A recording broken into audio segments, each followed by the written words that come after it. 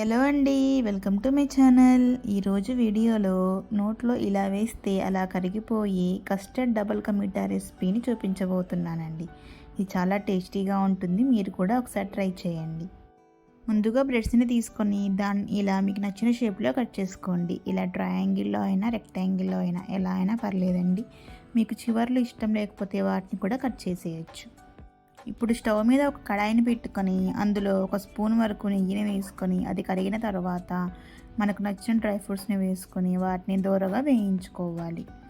ఇవి వేగిన తర్వాత ఒక బౌల్లోకి తీసుకొని పక్కన పెట్టేసుకొని అదే ప్యాన్లో మనకి డీప్ ఫ్రైకి సరిపడా ఆయిల్ని వేసుకోవాలి.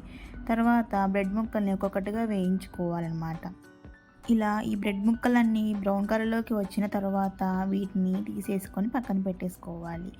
ఇలా మిగిలిన బ్రెడ్ ముక్కలన్నింటినీ కూడా సేమ్ ప్రాసెస్లో డీప్ ఫ్రై చేసుకొని పక్కన పెట్టేసుకోవాలి.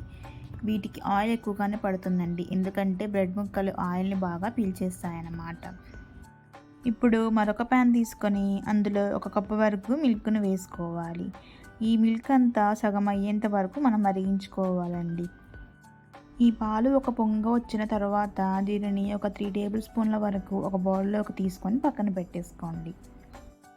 ఇది ఒక 40% మరిగిన తర్వాత ఇందులో యాలకులను కొద్దిగా దంచి వేసుకోండి. ఈ ఫ్లేవర్ దీంట్లో చాలా టేస్టీగా ఉంటుందండి. సో ఇలా పాలు మొత్తం సగం వరకు అయిన తర్వాత దీనిని స్టవ్ ఆఫ్ చేసేసుకొని పక్కన పెట్టేసుకోవాలి.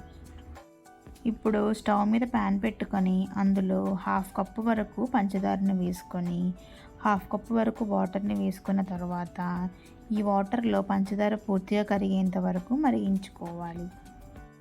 ఇలా పంచదార పూర్తిగా కరిగేంత వరకు ఇలా కలుపుతూ మరిగించుకున్న తర్వాత ఇందులో మనం ముందుగా ఫ్రై చేసి పెట్టుకున్న బ్రెడ్ ముక్కలను వేసుకోవాలి.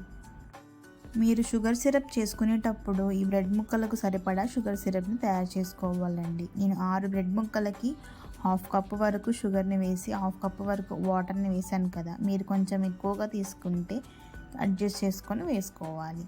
ఇలా బ్రెడ్ ముక్కలన్నీ షుగర్ సిరప్లో డిప్ అయిన తర్వాత ఇందులో మనం ముందుగా మిల్క్ని పక్కన పెట్టుకున్నాం కదా, అందులో 1 స్పూన్ వరకు కస్టర్డ్ పౌడర్ వేసుకొని ఒకసారి మిక్స్ చేసుకొని ఈ బ్రెడ్ ముక్కల మీద వేసుకోవాలి.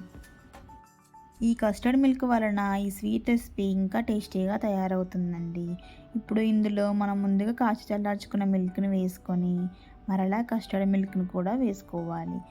ఇలా వేసుకున్న తర్వాత ఇందులో డ్రై ఫ్రూట్స్ని వేసేసి ఒక 5 నిమిషాలు ఉంచేసి దించేస్తే ఎంతో టేస్టీగా ఉండే custard double ka meetha ready.